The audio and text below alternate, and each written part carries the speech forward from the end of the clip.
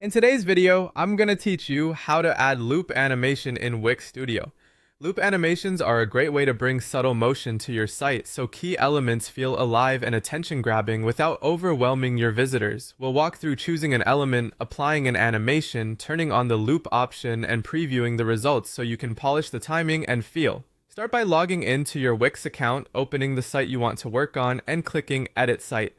That takes you into the Wix Studio Editor, where you can access all of the design tools you need. Give the page a second to load so the toolbars and panels are fully available. Next, pick the element you want to animate. You can choose an image, a button, a text block, a shape, or even a container. Think about your goal here. A button can gently draw the eye to a call to action, while a floating image can add personality.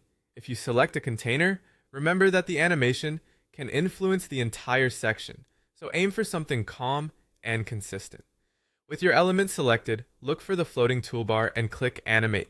You'll see a gallery of styles you can apply instantly. Try classic options like pulse for a gentle heartbeat effect, bounce for playful energy, spin for a dynamic twist, fade for smooth entrances and exits, or float for a soft drifting motion. Pick the style that matches your brand's tone. As a rule of thumb, less is more. Choose one animation per element and avoid layering multiple effects on the same section to keep the page looking professional.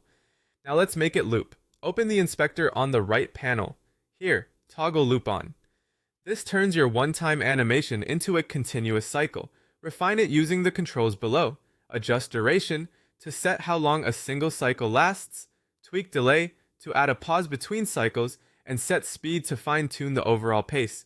If direction is available for your chosen style, try options like forward, reverse, or alternating to create movement that feels natural. Small adjustments go a long way. Slightly longer durations and a short delay can make animations feel intentional rather than distracting.